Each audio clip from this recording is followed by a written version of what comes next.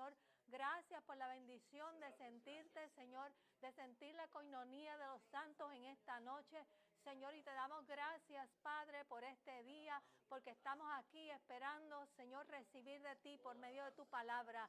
Ponemos todo lo que vamos a hacer, Señor, delante de ti y permite que el tema sea uno que, oh Dios, traiga edificación a nuestra vida espiritual, Señor amado. Bendice a los que están aquí, bendice a los que están de viaje, bendice tu iglesia, Señor amado. Y es en el nombre de Jesús que te lo pedimos todo.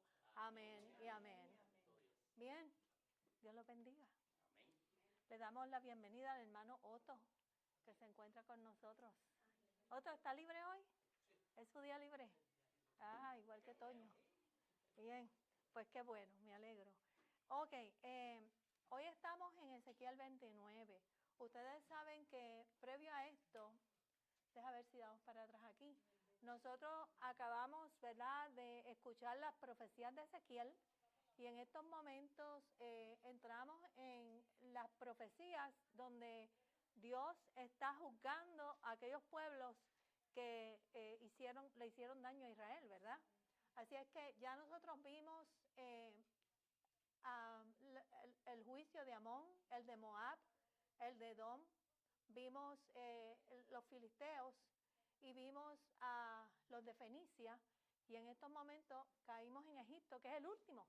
Pero Egipto tiene como 5 o 6 oráculos, cubre como 4 capítulos. Así es que vamos a ir poco a poco a través de ellos a ver qué podemos cubrir. Se divide en oráculos, ¿verdad? Son como diferentes partes donde Dios habla sobre el juicio a cada nación y las va describiendo. De manera que en el oráculo 1, el primero, vamos a ver la profecía introductoria del juicio sobre Egipto.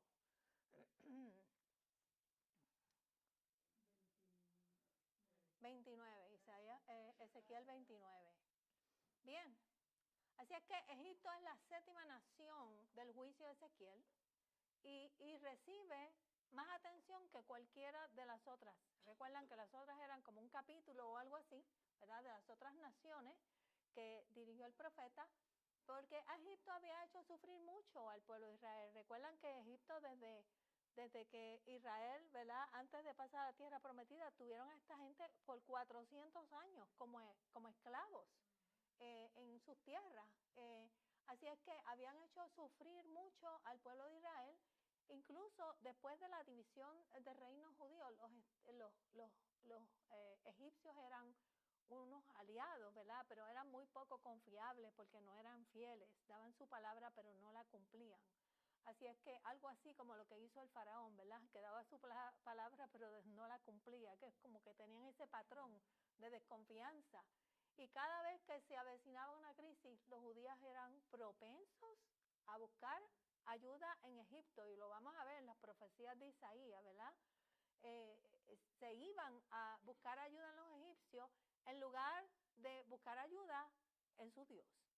De manera que Dios les recrimina esto una y otra vez. A fin de cuentas, Dios era la ayuda perfecta, ¿verdad? Porque Dios no le va a faltar a su pueblo. Pero los egipcios siempre le prometían y nunca le cumplían. Así es que en vano buscaban la ayuda necesaria. Aquí tenemos en Isaías 31, ¿verdad?, donde Dios le dice: ay de los que se vayan a Egipto en busca de ayuda y confían en caballos y su esperanza ponen en carros, porque son muchos. Se le llenaban los ojos a Egipto, son muchos, a Israel, y en jinetes, porque son valientes, pero no miran al Santo de Israel ni buscan a Jehová. Así somos nosotros, los seres humanos, ¿verdad? Se nos llenan los ojos. Vemos muchos caballos y vemos como cuando David vio a Goliat, ¿verdad? O los otros israelitas vieron a Goliat, pensaron que nunca iban a poder contra ese gigante, ¿verdad? Pero David fue en el nombre de Jehová de los ejércitos. Y esta gente pone su mirada en los carros. Eso le pasó al pueblo de Israel cuando miraron para atrás y vieron toda la caballería de Egipto que venía detrás de ellos y pensaron que no iban a subsistir. Y el Señor le dijo a Moisés: levanta tu vara y abre las aguas, y sencillamente el Señor. Pero no aprendieron de esa experiencia, ¿verdad? Todavía, en los años después, todavía están mirando los caballos y los jinetes, ¿verdad? Así es que luego en el versículo 1 y 2 del capítulo 31 dice, ay de los hijos que se apartan, dice Jehová, para tomar consejo y no de mí, para cobijarse con cubierta y no de mi espíritu, añadiendo pecado a pecado, que se apartan para descender a Egipto y no han preguntado de mi boca. ¿Cuánta gente hay que hace esto? Que sencillamente se va a buscar el consejo en otro lado y sin preguntarle primero a su Dios. Tantos cristianos que hacen esto, Dios se lo está recriminando a este pueblo. Y así como se lo recrimina a este pueblo, no lo recrimina a nosotros. Cuando vamos de un lado a otro buscando consejos sin siquiera habernos arrodillado y haber puesto esto en las manos del Señor, ¿verdad? Dice, para fortalecerse con la fuerza de Faraón y poner su esperanza en la sombra de Egipto, porque es una sombra, no es una realidad. Pero la fuerza de Faraón se os cambiará en vergüenza y en amparo en la sombra de Egipto, en confusión. Así es que los creyentes, ¿verdad?, van al mundo en busca de ayuda. Y eso no lo hacían ellos nada más, lo hacen los cristianos en este tiempo, ¿verdad? Y somos pueblo de Dios y estamos de un lado para otro, sin antes doblar rodillas y poner las cosas delante del Padre. Así es que Ezequiel, voy a dar como un preámbulo de lo que está sucediendo aquí y vamos a entrar al capítulo 29. Dice, el primer mensaje dado, ¿verdad?, fue el 7 de enero del 587 antes de Cristo, unos 7 meses antes de que Jerusalén fuera destruida. Ya nosotros hemos visto toda esa historia y vimos cómo Jerusalén fue destruida y cómo Ezequiel dio la profecía, ¿verdad? Y el profeta se enfrentó al faraón Ofra, que gobernó en Egipto en estos años, ¿verdad? Y la imagen aquí es matar a un monstruo marino. Esa es la imagen que va a presentar este capítulo. Vamos a ver, ¿verdad?, que Egipto representa, o el faraón, representa un monstruo marino. Y los siguientes capítulos están, dice, compuestos por 7 oráculos. Eso es lo que vamos a ver. A lo mejor no llegamos al 7, pero vamos a tratar. Que Dios le dio a Ezequiel para que se los entregara a los egipcios y a los judíos, pero a los judíos que exiliados, los que estaban donde, allá en Babilonia, donde estaba Ezequiel, ¿verdad? Y la frase, vino la palabra del Señor, es una declaración similar, ¿verdad?, que marca en cada mensaje. Vino la palabra del Señor a Ezequías diciendo. De manera que 6 de estos 7 mensajes tienen fecha, por lo que podemos, ¿verdad?, encajarlos en la cronología. Recuerdan que Ezequiel es un libro que se ha escrito cronológicamente, de los pocos libros que podemos ver que están escritos cronológicamente.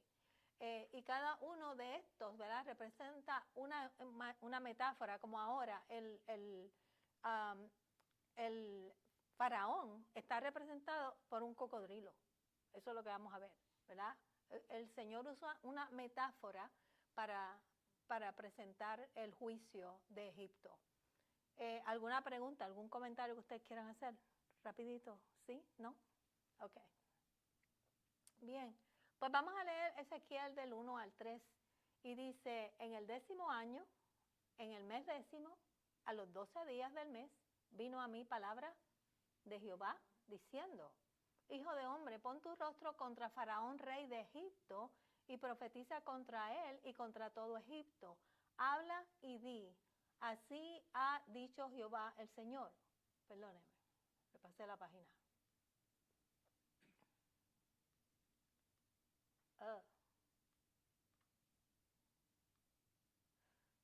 He aquí yo estoy contra ti, Faraón, rey de Egipto, el gran dragón que yace en medio de sus ríos, el cual dijo, mío es el Nilo, pues yo lo hice. Recuerden que el faraón era considerado un dios, ¿verdad? Y él piensa que él hizo el Nilo, ¿verdad? El Señor comparó a Ofra, que es el faraón, ¿verdad?, con un monstruo que habitaba en las aguas del río. Y él reclamó el río para sí mismo.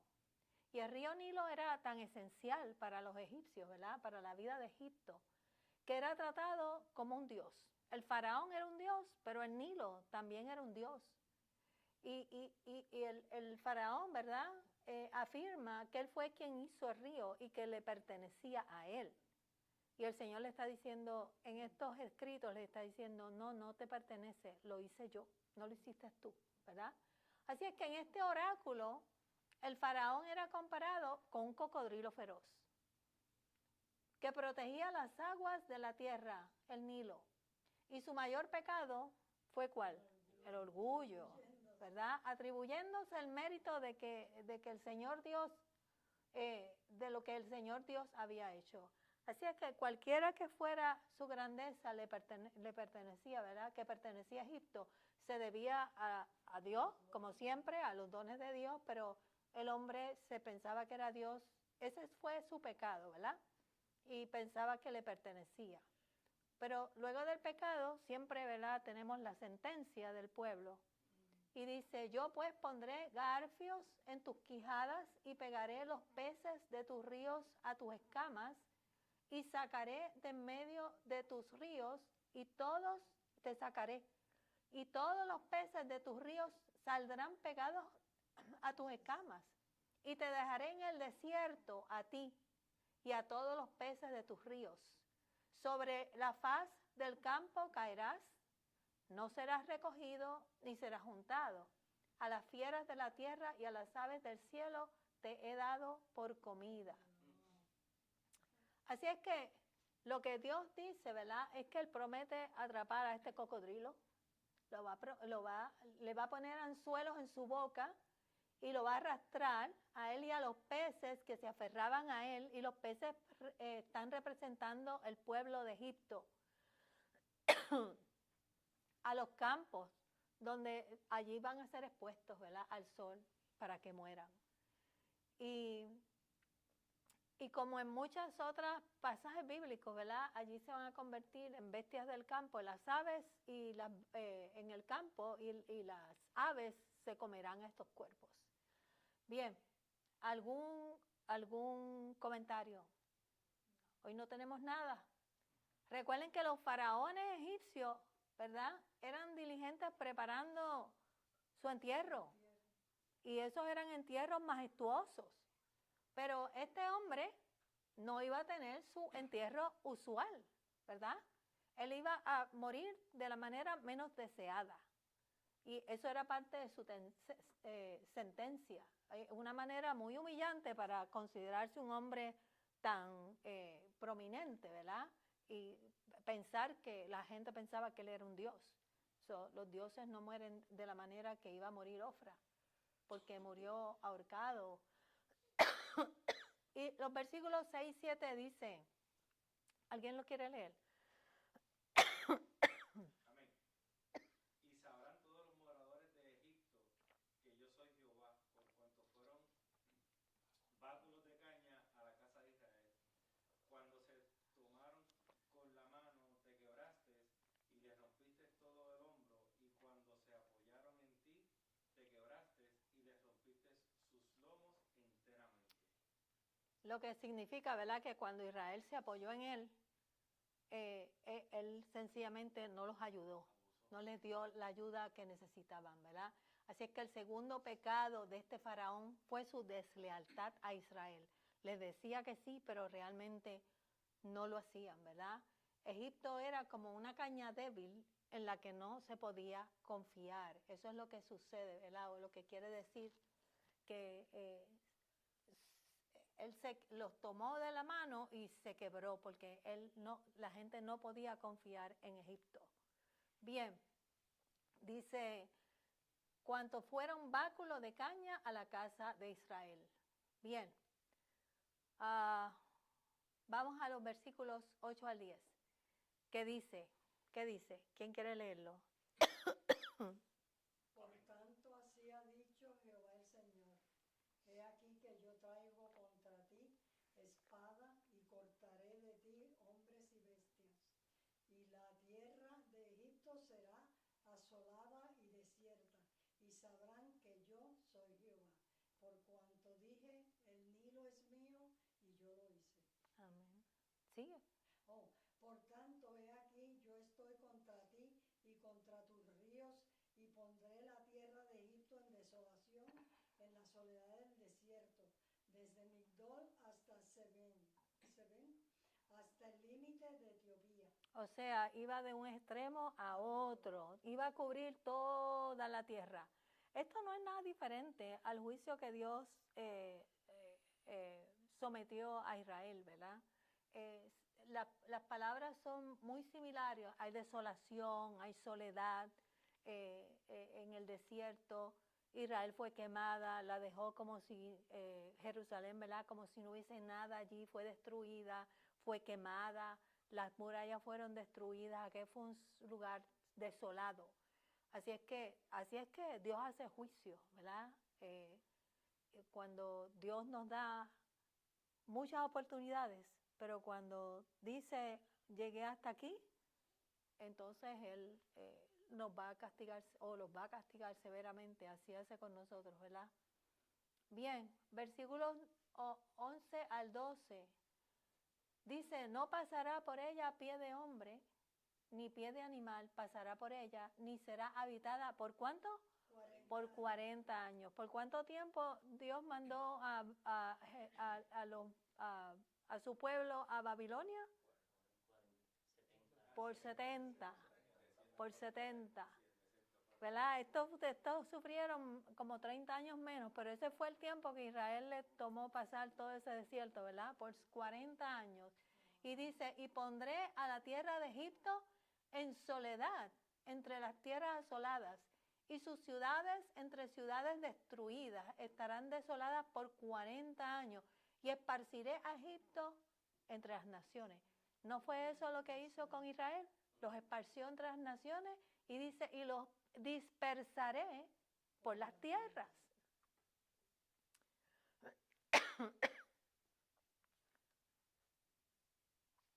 Así es que Egipto fue invadida por Nabucodonosor. Dios utilizó a Nabucodonosor para invadir a Israel, ¿verdad? A Jerusalén.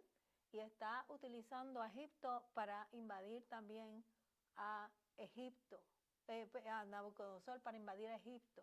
Así que esto es una profecía de la venida del ejército babilonio a Egipto, donde sencillamente se cumpliría la palabra de Dios y se iba a devastar esa tierra. Eso se encuentra en Jeremías 43, ¿verdad? De igual manera.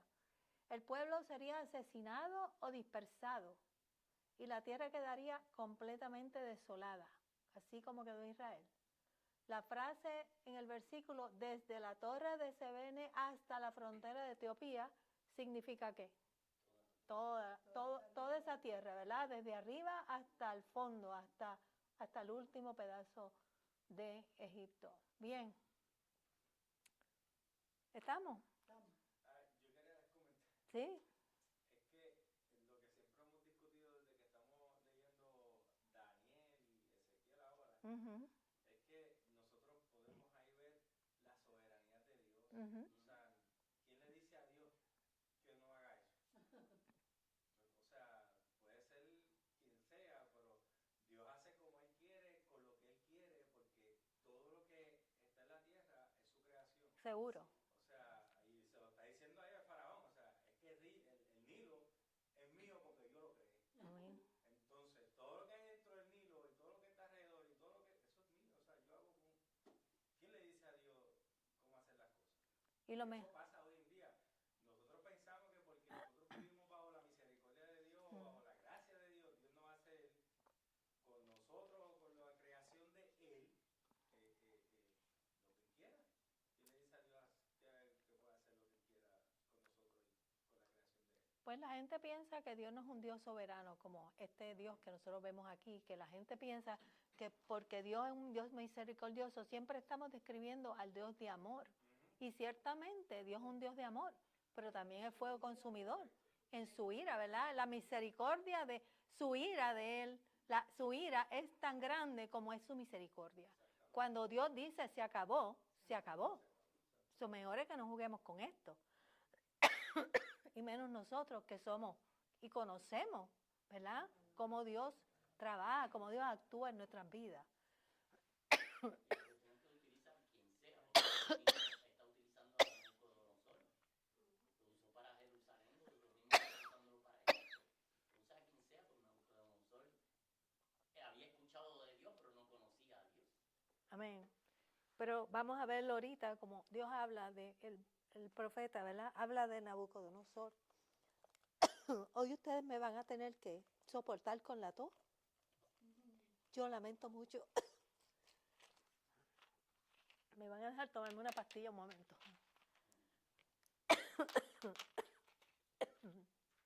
Yo espero que esto no me pase el domingo.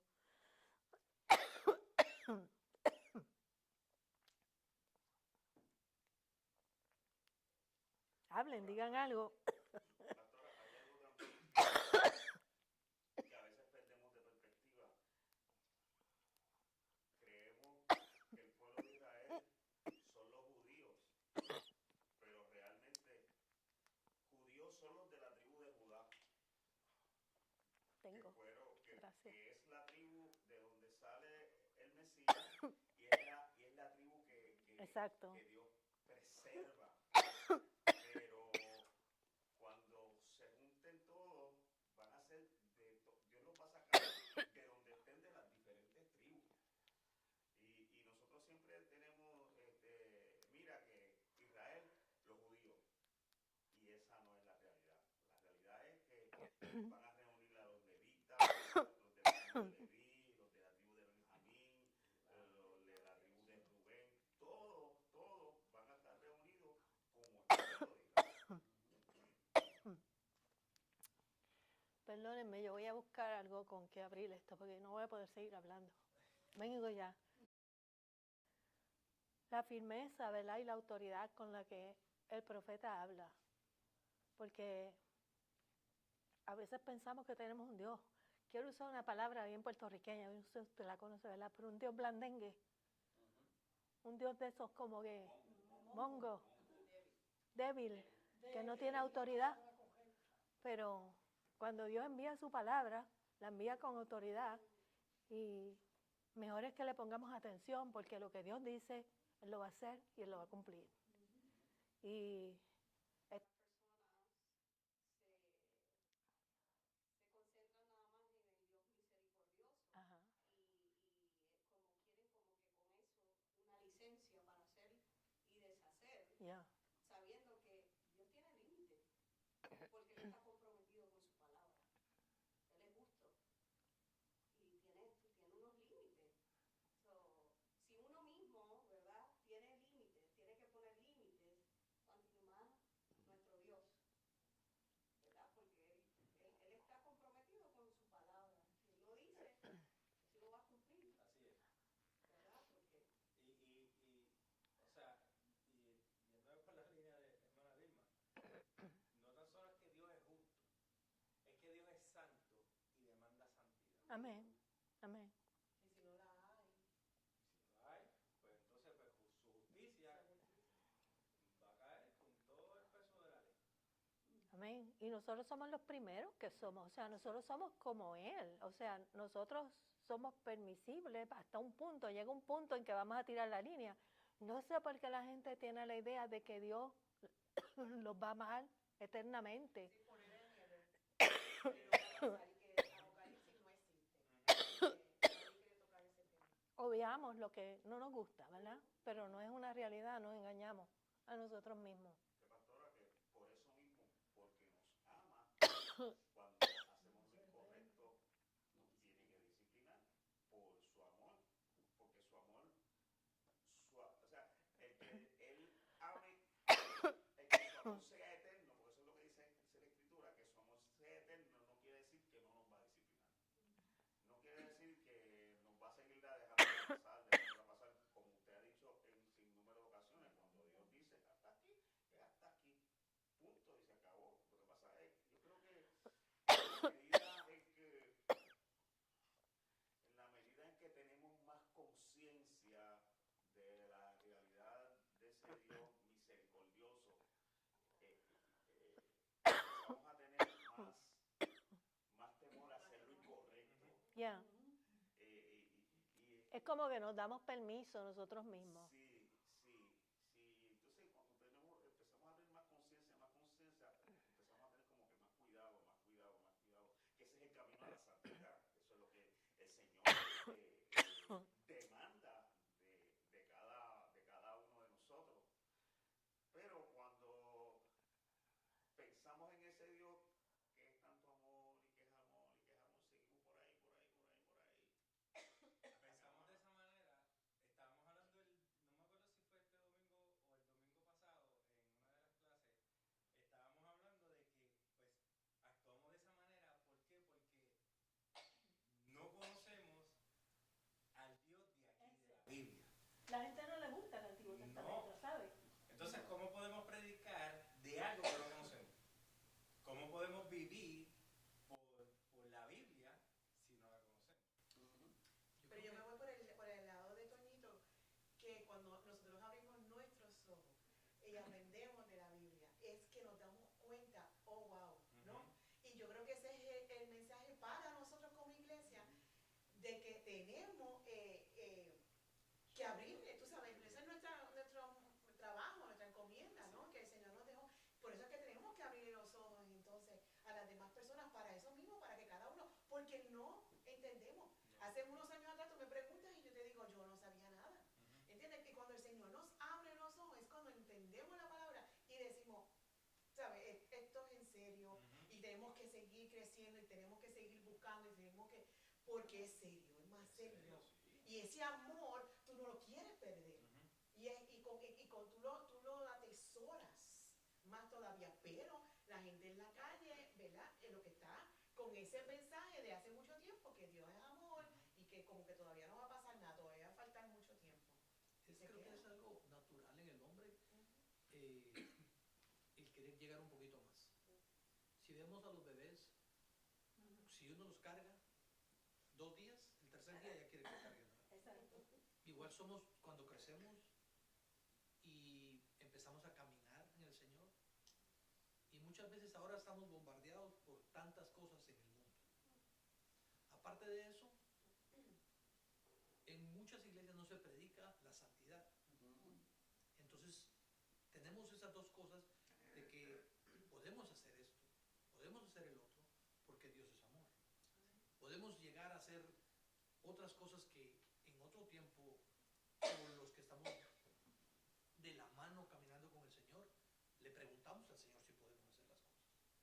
Pero si no se nos predica, no se nos redarguye del pecado, eso es lo que va a pasar. Vamos a seguir, hasta llega el momento en que el juicio del Señor dice, hasta aquí nomás.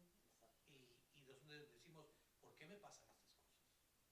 Pero si miramos atrás el inventario que traemos, nos damos cuenta de que a la luz de la palabra hemos estado haciendo lo que el pueblo siempre hizo, burlarse del Señor, burlarse, no en ese burlarse, pero sí de ¿En serio? sí,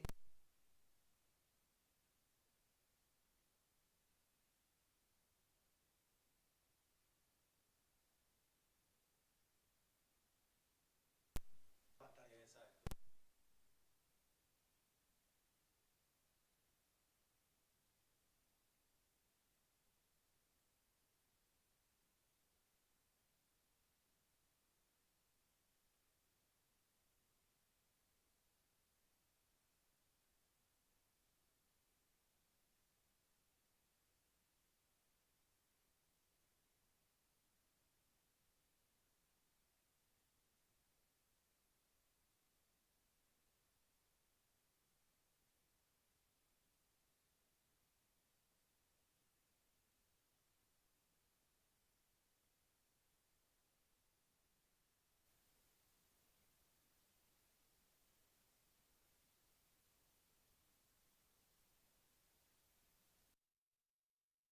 Exacto. No cantábamos las canciones que cantan los artistas cristianos, no cantábamos eso, cantábamos los coritos.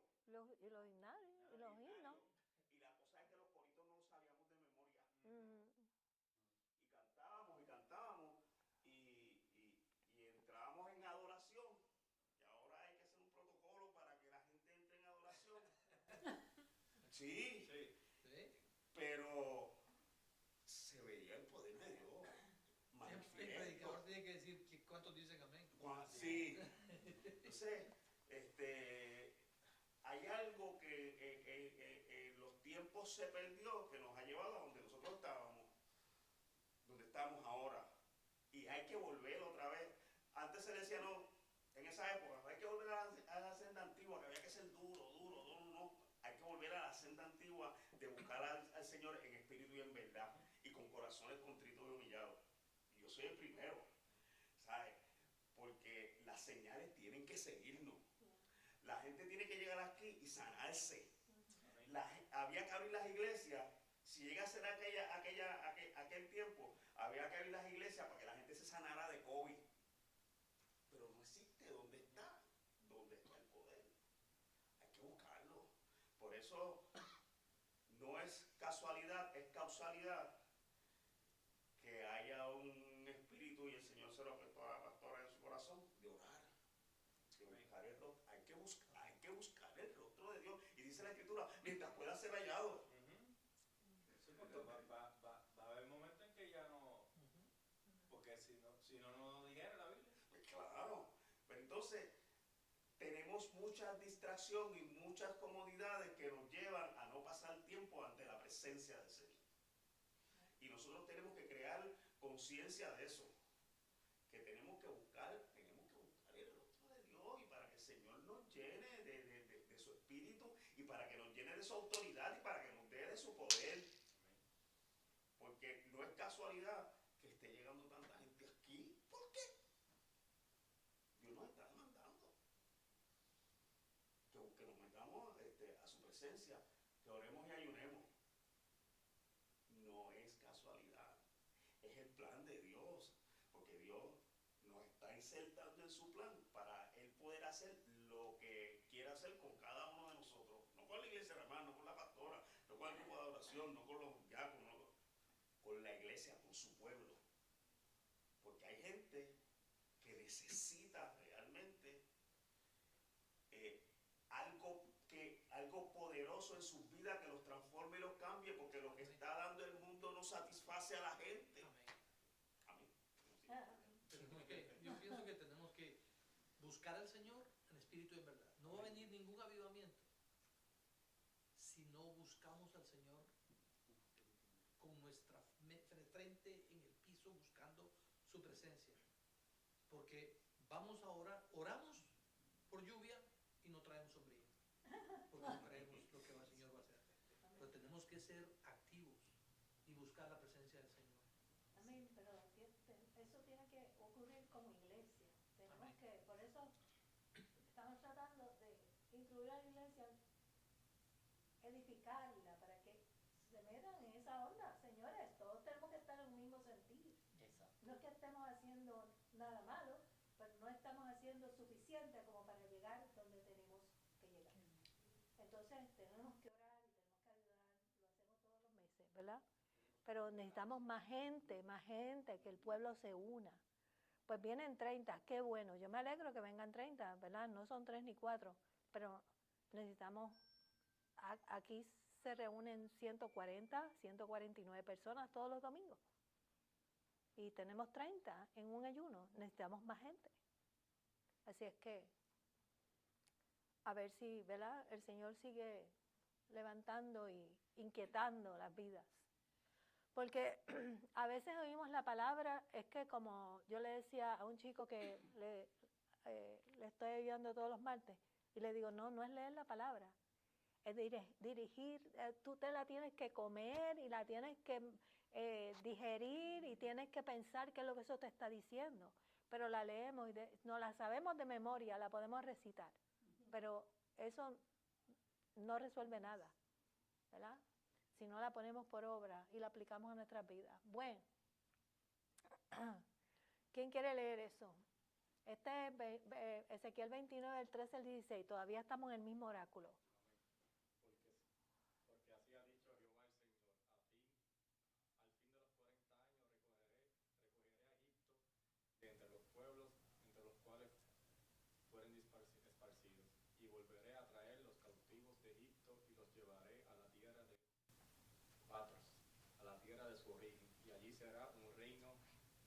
despreciable. En comparación a los otros reinos, será humilde. Nunca más se alzará sobre las naciones, porque yo los disminuiré, para que no vuelva a tener dominio sobre las naciones. Y no será ya más para la casa de Israel apoyo de confianza que les haga recordar el pecado de mirar en pos de ellos, y sabrán que yo soy Jehová del Señor. Ok. So, ¿a qué se le parece esto? ¿A qué cuadro que ya hemos visto? ¿Ah? Es una promesa. Y ese cuadro que vemos ahí dice, al fin de los 40 años. ¿Ah? No, dice, recogeré a Egipto de entre los pueblos entre los cuales fueron esparcidos y volveré a traer los cautivos a Egipto. De todo lo que hemos... La restauración, eso mismo pasó con Israel en Babilonia. Al final no me buscarán y no me encontrarán hasta que me busquen de todo su corazón. Y al fin de los 70 años los restauraré, ¿verdad? Pero fíjense lo que dice.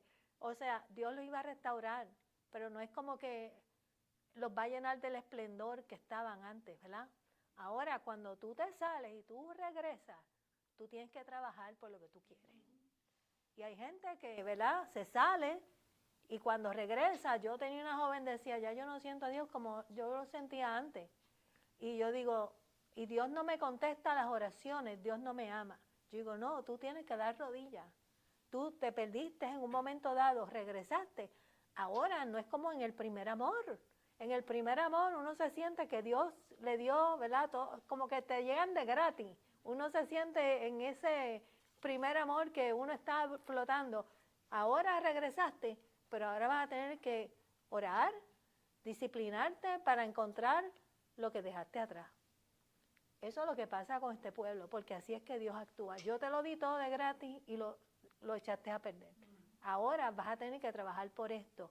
Jerusalén tuvo que trabajar por ser restaurada nuevamente. Tuvieron que levantar las murallas, tuvieron que volver a construir el templo. Todo eso costó mucho trabajo. Y se opusieron los vecinos, y Esdras y Nehemías, y tuvieron que trabajar fuerte para lograrlo.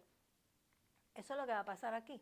Dice que volveré a traer los cautivos de Egipto y los llevaré a la tierra de Patros, de su origen, y allí serán un reino despreciable, porque lo que está diciendo es que van a ser un reino humilde. ¿Para qué? Lean la última. Y no será llamas para la casa de Israel, apoyo de ¿qué? De confianza, que les haga recordar el pecado, mirar en pos de ellos y sabrán que yo soy Jehová. Dios no quiere que ellos vuelvan a ser grandes para que Israel no se fije en ellos. Los dejó humillados, porque Israel se llena los ojos con Egipto, ¿verdad? Así es que ya no van a ser apoyo de confianza, porque Israel no los va a mirar. Y ellos no van a poner sus ojos sobre Israel, sobre Egipto. No, para buscar ayuda en Egipto, para que Israel ponga sus ojos en Dios, ¿verdad? Así es que dice, yo los disminuiré, yo, para que no vuelvan a tener dominio sobre las naciones. Así es que Ezequiel 29, 1 dice, un resumen, yo puse, el Señor destruirá a Egipto por su orgullo y su autosuficiencia. El faraón Egipto, Ofra, no recibirá un entierro real, que era extremadamente importante para todos ellos, ¿verdad? Todos los egipcios. Y la historia registra que Amosis, el próximo faraón, otro líder egipcio, estranguló a Ofra y tomó su lugar. Eso fue lo que le pasó a ese faraón. Y Babilonia destruyó a Egipto, o sea que fue Nabucodonosor, ¿verdad? En el año 568 al 567.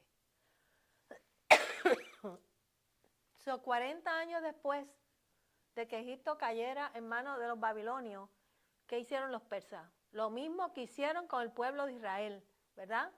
Para entonces, ellos habían derrotado a los babilonios y permitieron que los egipcios regresaran a su tierra natal. El rey Asuero, ¿verdad? De Persa, fue el que le permitió a Israel regresar a Israel. Y Nehemías entró ahí, y Esdras ya estaba. trabajando con el pueblo para restaurar el templo, y Nehemías fue a restaurar las murallas, y eso mismo está pasando con la gente de Egipto. De manera que esta fue la política exterior de los persas. Ellos cuando recobraron, o sea, tomaron control de Babilonia, sencillamente dejaron ir a toda esta gente que Babilonia había invadido y los dejaron ir a sus tierras natales, ¿verdad? Y Egipto nunca más se convirtió en una superpotencia en la que Israel podía confiar. Ahora Israel tiene que mirar hacia otro lado. Vamos a ver el segundo oráculo. Esto tiene que ver con la consumación del juicio de Egipto. Esto parece un poco aburrido, pero no lo es. A mí me gusta verlo porque yo aprendo del carácter de Dios y cómo, para mucha gente esto es aburrido. Y por eso tú ves que no vienen mucho a los estudios bíblicos cuando hay profecía, porque ellos como que piensan que no lo entienden.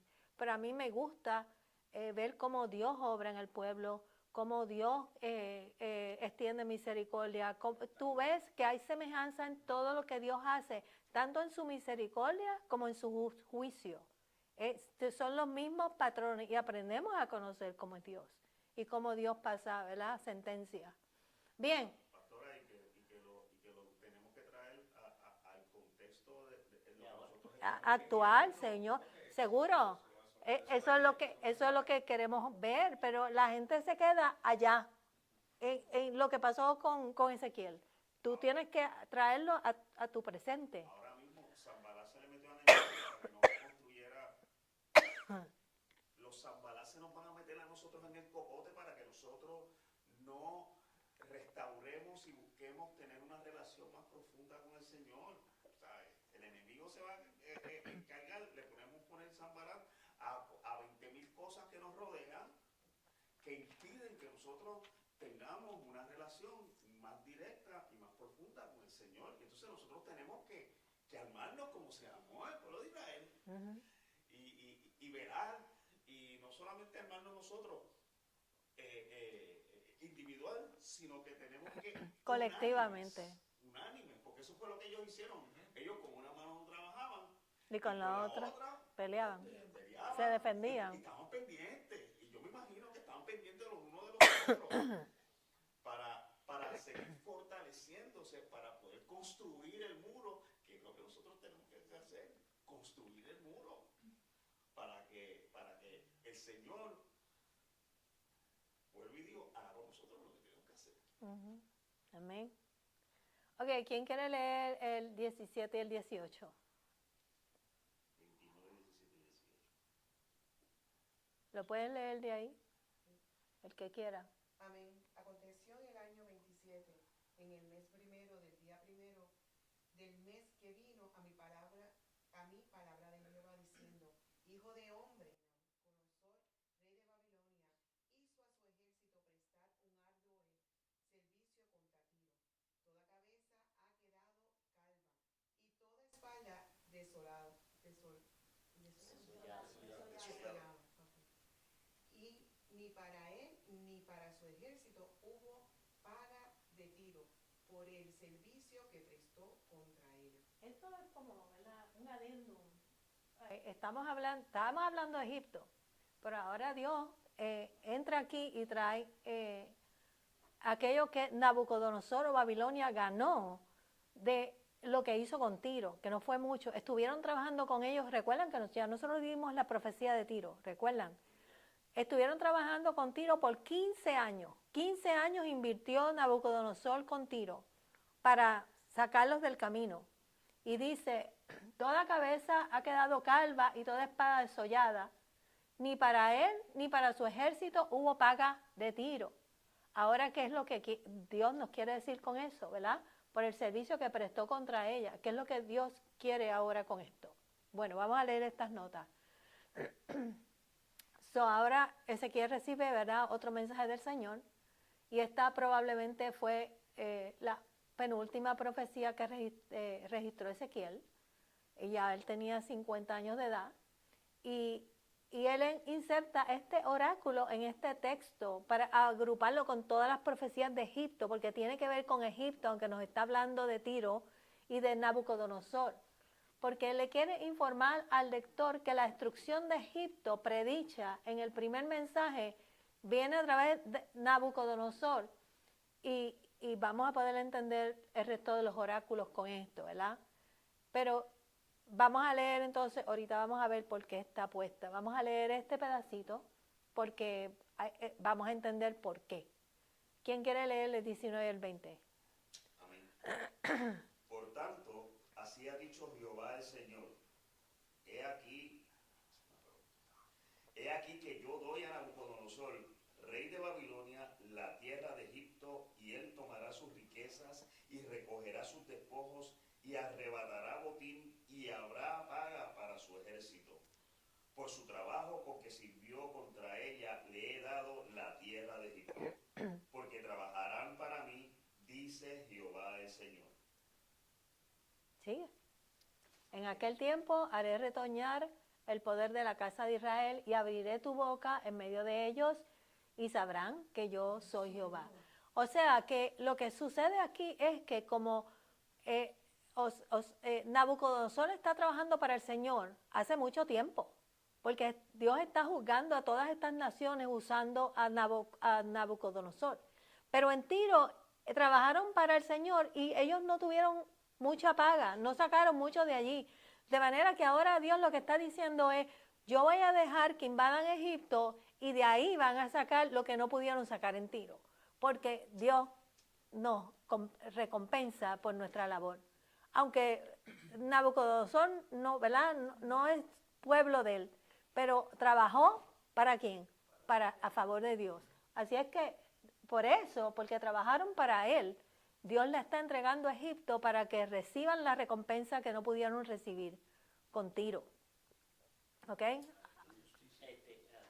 El Señor nos retribuye, nos retribuye. Jeremías fue el que le dijo a Nabucodonosor que Dios le iba a dar muchos reinos o algo así. Creo que fue Jeremías, le había dicho a Nabucodonosor cuando invadió a Jerusalén, que cogió cautivo a la gente de Jerusalén. Bueno, de hecho, o sea, el Nabucodonosor es el que Dios está utilizando para invadir a cada uno de estas, sencillamente para juzgarlas, ¿verdad? Por el mal que le han hecho ¿a quién? A Israel. El problema es que le hicieron mal a Israel. Y está usando a Nabucodonosor para hacer todo este trabajo, de manera que Dios le está retribuyendo de una manera especial, ¿verdad? Pastora, sí. Mira, lo que usted decía, Dios usa a quien quiere, como él quiere y cuando él quiere. Dios usó a Egipto para preservar el pueblo de Israel. Así es. A través de José. Yeah. Dios usó a Egipto para cuidar de Abraham cuando hubo hambre y para cuidar de Isaac también. Que si Egipto hubiese sido un poquito, bueno, Faraón debe ser sido un poquito, bueno, debe ser que también no sabía lo que estaba haciendo. Porque era el corazón de Faraón cuando fue Moisés para allá. Sí, pero como Dios usa la gente que quiere cuando él quiere y como él quiere, porque definitivamente Israel se formó como nación porque Dios usó a José, que lo plantó allí en Egipto, para que el pueblo de Israel pudiera preservarse en medio del hambre. ¿Verdad que después de 400 años lo cogieron y los esclavizaron y Dios le metió su machetazo? Pero si yo estoy entendiendo, también el pueblo de Israel estaba ya viendo a Egipto como un Dios. Como un Dios, sí. Exactamente. Entonces yo creo que ahora llega el momento en que el Señor dice no. Hasta ahí lo usamos para porque en Dios, favor de él, pero ya ustedes lo están viendo de otra forma. El Señor nos quita los dioses. Exactamente. El Señor nos quita lo que estorba nuestro servicio a Él, nuestra mirada, que pongamos nuestra vista sobre otras cosas. El Señor te va a quitar lo que te estorba. Y así como le estorbaba a Egipto a Israel, el Señor vino y humilló a Egipto, lo destronó, lo sacó, para que Israel ya no pudiera poner su mirada más sobre él. No mirar para Y atrás. eso mismo hace con nosotros, ¿verdad? El carro te es un problema, ¿verdad? Porque está brillando todo el tiempo y limpiándolo y poniéndolo bonito. Yo voy a hacer algo con el carrito. ¿Verdad? Ya. Un cascarazo por el lado. Cascarazo. No voy a ir, no voy a ir. Ya. Así es. Nos hacemos pequeños dioses. Sí. Del trabajo, de cualquier amigo, del carro, de lo que sea. Se nos llenan los ojos Esos pequeños dioses toman el lugar de Dios. que Dios debe tener en nuestra vida. Amén. Amén. So, el Señor le reveló a Ezequiel, ¿verdad?, que Nabucodonosor sería el instrumento, ¿verdad?, de juicio que él iba a usar para derrotar a Tiro. Pero acabamos de decir esto, ¿verdad?, recibió poca compensación por su trabajo. Y el botín que se llevó, pues, no tomó demasiado tiempo y esfuerzo para lo que se llevó. Trabajó con ellos 15 años. Así es que, a consecuencia de eso, Dios le da, ¿verdad?, el trabajo, lo alquila y le dice, esta va a ser tu trabajito para ejecutar, ¿verdad?, juicio contra Egipto y darle la paga necesaria. De manera que él se lleva las riquezas, Nabucodonosor, y Dios, siendo justo, incluso pagaría a un rey pagano, malvado, para servirle sin piedad. ¿Cuánto más podemos contar con que Dios, ¿verdad?, sea justo con los suyos? Si Dios le pagó un pagano para que hiciera eso, ¿cómo Dios no nos va a retribuir a nosotros, ¿verdad?, cuando nosotros le servimos? Por eso dice, ¿cuál es? Habacuc.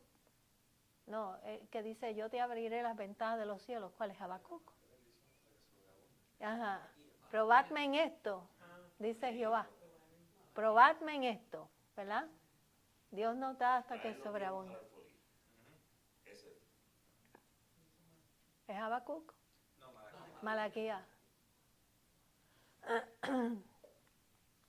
Ok. So, ¿recuerdan que Ezequiel no podía hablar? Era un profeta mudo. ¿Y cuándo fue que Ezequiel abrió su boca? ¿Se acuerdan? ¿No se acuerdan? Cuando vino, ¿qué? El Chota, que venía de Jerusalén, ¿se recuerdan? Cuando a Jerusalén cayó, que vino la profecía y cayó, enviaron a un mensajero de allá para acá, que tardó 3 meses en llegar, para anunciarle a los babilonios y a Ezequiel que la profecía se había cumplido, que Jerusalén había caído, había sido destruida.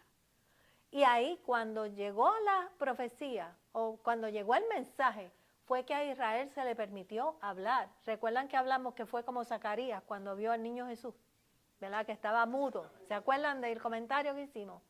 Que estuvo mudo todo ese tiempo. Pues Ezequiel estuvo mudo todo ese tiempo hasta que vino el mensajero a anunciar que la profecía se había cumplido. Así es que Dios le había impedido al profeta que hablara desde hacía mucho tiempo, ¿verdad? Y los israelitas estarían más abiertos al mensaje del Señor y serían más capaces de afirmarse a sí mismos porque su antiguo aliado había sufrido humillación. Ahora ya todo el mundo sabía, ¿verdad?, por la profecía de Ezequiel, porque Ezequiel estaba hablando, que Egipto había sido destruido. Y eso le da a ellos confirmación de que realmente, porque a Ezequiel no le creían, de que realmente lo que Ezequiel está diciendo está ocurriendo. O sea, si está ocurriendo, quiere decir que el profeta es de Dios. Es de Dios. Este hombre está hablando ahora. Así es que todos estos eventos nos enseñan o le enseñarían a la gente que la deidad única era ¿quién? Yahvé, ¿verdad? Dice, y abriré tu boca en medio de ellos y sabrán que yo soy Jehová. se confirma la profecía, porque lo que este hombre está diciendo o dijo se está cumpliendo. Y ahora ellos saben que Ezequiel realmente es un verdadero profeta. Y sabrán que yo soy Jehová. Bien, vamos al oráculo 3. Eso ya yo lo vi. Yo di para atrás. Ok. Ahora vamos a ver la destrucción de Egipto y sus aliados. Tercer oráculo. Son 7, hermano. A lo mejor no vamos a terminar hoy. Este tercer oráculo no tiene fecha, pero probablemente fue entregado más o menos al mismo tiempo que el anterior. Se iban añadiendo, ¿verdad? Según el Señor se los daba, Él los iba añadiendo. Y representa el juicio de Egipto en términos de una gran tormenta que sacude los cimientos de Egipto, ¿verdad? De la tierra. Así es que lo presenta.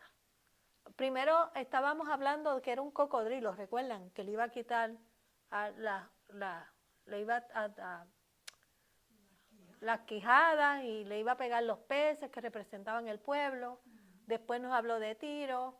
Ahora estamos en una tormenta. ¿Alguien quiere leer esos versículos del 1 al 5? Para yo hablar menos y ustedes más. Vino a mí palabra de Jehová diciendo: Hijo de hombre, profetiza y di: así ha dicho Jehová el Señor, lamentar ay de aquel día, porque cerca está el día de Jehová, día de nublado, día de castigo de las naciones será. Y vendrá espada a Egipto, y habrá miedo en Etiopía, cuando caigan heridos en Egipto. Y tomarán sus riquezas, y serán destruidos sus fundamentos. Etiopía, Fut, Lud, toda Arabia, Libia y los hijos de las tierras aliadas caerán con ellos a filo de espada. El Señor se lo dice de una y otra manera, ¿verdad? Usa diferentes metáforas para describir lo que va a ocurrir. 6 al 8. Así ha dicho Jehová: también caerán los que sostienen a Egipto, y a la altivez de su poderío caerá, desde Migdol hasta Seben, caerán en él a filo de espada, dice Jehová el Señor, y serán asolados entre las tierras asoladas, y sus ciudades serán entre las ciudades desiertas, y sabrán que yo soy Jehová, cuando ponga fuego a Egipto y sean quebrantados todos sus ayudadores. ¿No le puso Dios fuego a Israel? ¿A Jerusalén? Sí. Quemó toda la ciudad, ¿verdad? Esto no es nada diferente. Sencillamente está anunciándolo de una manera diferente. Dice: en aquel tiempo saldrán mensajeros de delante de mí en naves para espantar a Etiopía la confiada, y tendrán espanto en el día de Egipto, porque he aquí viene. 10 al 12, ¿quién lo quiere leer? Amén. Así ha dicho Jehová el Señor: destruiré las riquezas de Egipto por mano de Nabucodonosor, rey de Babilonia. Él, y con él su pueblo, los más fuertes de las naciones, serán traídos para destruir la tierra, y desenvainarán sus espadas sobre Egipto, y llenarán de muertos la tierra. Y secaré los ríos, y entregaré la tierra en manos de malos, y por mano de extranjeros destruiré la tierra y cuanto en ella hay. Yo, Jehová, he hablado. Tan sencillo como eso. Está hablando de los muertos que van a caer en Egipto. ¿Recuerdan de los muertos que cayeron en Jerusalén? Que este pueblo se creyó que ellos eran los buenos y los que se habían ido a Babilonia eran los malos. ¿Recuerdan? Y los que cayeron fueron ellos, porque los que Dios había enviado a Babilonia era para preservarlos para el futuro. Y cayeron todos. Dice que no había un lugar donde se pudieran esconder. Ni un lugar. Dice: así ha dicho Jehová el Señor: destruiré también las imágenes y destruiré los ídolos de Memphis, y no habrá más príncipe de la tierra de Egipto, porque ¿quién era el príncipe? El faraón era el rey, ¿verdad? Y en tierra de Egipto pondré temor y asolaré a Patros, que es el lugar de origen, y pondré fuego en Zoán. Patros está en el área sur de Egipto. Y haré juicios en Tebas, son todas las ciudades, y derramaré mi ira sobre Sin, fortaleza de Egipto, y exterminaré a la multitud de Tebas, y pondré fuego a Egipto, en fuego a Egipto. Sin tendrá gran dolor, y Tebas será destrozada, y Memphis tendrá continuas angustias. O sea que no hay un lugar donde no haya desolación, ¿verdad? Dice, y los jóvenes de Aven y Pisebet, Pibeset, caerán al filo de espada, y las mujeres irán en cautiverio, y en Tafnes se oscurecerá el día cuando quebrante yo allí el poder de Egipto, y cesará en ella, ¿qué es lo que Dios quiere cesar? La soberbia, la soberbia, ese es el pecado, uno de ellos, ¿verdad? De su poderío. Tinieblas cubrirá, y los moradores de sus aldeas irán en cautiverio. Haré pues juicios en Egipto y Sabrán que yo soy yo. amén. Sabrán que yo soy Jehová. Cuando esas cosas ocurren, sabemos que vienen de parte de Dios, ¿verdad? Lo mismo que ocurrió en Jerusalén está ocurriendo en Egipto. Pero aquí habla del día del Señor, ¿verdad? Que generalmente describe un día escatológico de los fines de los tiempos, ¿verdad? Final de los tiempos. Pero ese no es su significado. No está claro, ¿verdad? Que el juicio, o sea, está claro que el juicio está llegando ahora a Egipto y a las naciones que los rodean, ¿verdad? Así es que el Señor haría que los canales del río Nilo se secaran y destruyeran los ídolos de Egipto. Dice que había como 1200 dioses egipcios. ¿Ustedes pueden creer eso? Durante ese tiempo. Además, ya no habría un rey sobre Egipto, porque los extranjeros que iban a invadir y se iban a quedar con el país, ¿verdad? Así es que era significativo porque los egipcios consideraban al faraón como un dios. Así que ya el faraón no iba a gobernar, los extranjeros iban a gobernar, el dios de ellos más grande iba a desaparecer. Así es que a través de todas esas cosas, Egipto nunca quiso reconocer la soberanía de Dios, ni la grandeza de Dios, ni la existencia del Dios de Jacob y de Israel, ¿verdad? Ahora ellos iban de verdad a saber que había un verdadero Dios, ¿verdad? Faraón nunca lo quiso reconocer. Y vamos entonces a Ezequiel. No, son las 8:30, hermano. Y esto nos va a tomar tiempo. No quiero comenzar algo que no vamos a terminar porque podemos estar aquí un ratito más. Déjenme ver si a lo mejor son 6 nada más. Podemos dar ese. Vamos a terminar este. Vamos a ver las notas primero. Estos son 6 versículos, del 20 al 26. Dice que Ezequiel recibió este oráculo contra Egipto el 29 de abril del... Recuerden que yo dije que todos tenían fecha menos el tercero, ¿verdad? 4 meses después de que el Señor le diera el primer oráculo. Y se requiere al aplastamiento de Dios. Ahora está Dios tratando con el poder militar de Egipto. Primero fue sobre el faraón y sobre el pueblo, las diferentes ciudades. Ahora está consumiendo el poder militar de Egipto. El brazo es un símbolo de poder, pero Dios rompería los 2 brazos, ¿verdad? Y dejaría a Egipto indefenso. Nadie vendaría las heridas para proveer curación. Eso habla Isaías sobre el pueblo de Israel, ¿verdad? No están curadas sus heridas. Israel estaba herido. Así mismo iba a estar Egipto. Así es que Yahvé anunció que había quebrado el brazo de Faraón. Y cuando Egipto perdió su parte del control sobre el antiguo cercano oriente, ¿verdad? El ataque de Ofra contra los babilonios, ¿verdad?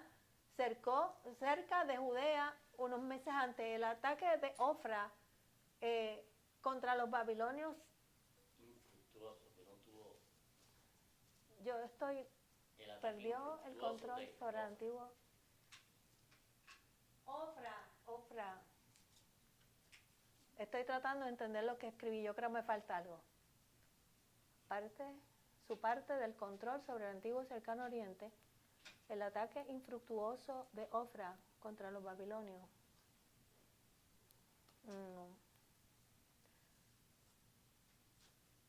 Lo que, a fin de cuentas, lo que yo quiero decir es que los babilonios, ¿verdad?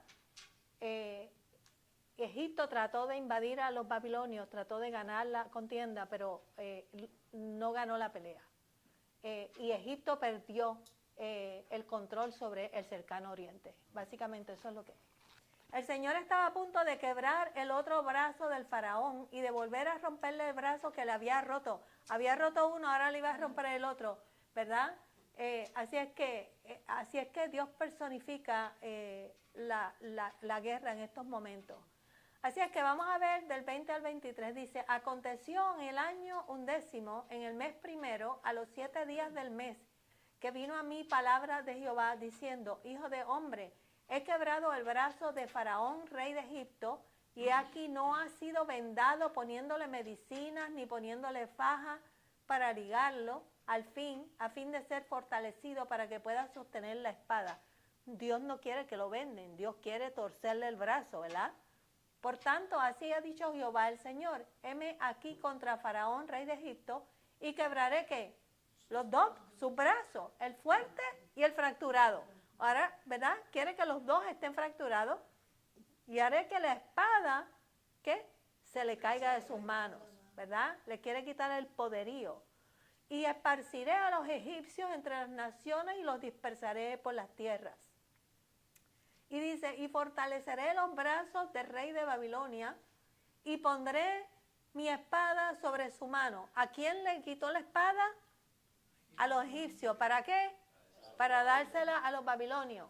Mas quebraré los brazos de Faraón y delante de aquel gemirá con gemidos de herido de muerte. Fortaleceré pues los brazos del rey de Babilonia y los brazos del Faraón caerán. Levanta uno y baja el otro. Y sabrán que yo soy Jehová. Cuando yo ponga mi espada en la mano del rey de Babilonia y él la extienda contra la tierra de Egipto, y esparciré a los egipcios entre las naciones y los dispersaré por las tierras y sabrán que yo soy Jehová. Eso fue lo mismo que Dios hizo con Israel, los esparció, ¿verdad? Está haciendo con Egipto. Bien, este es el final. La segunda ruptura ocurrió en el momento en que el faraón Ofra trató de ayudar a Judá cuando Nabucodonosor que atacó Jerusalén, ¿se acuerdan?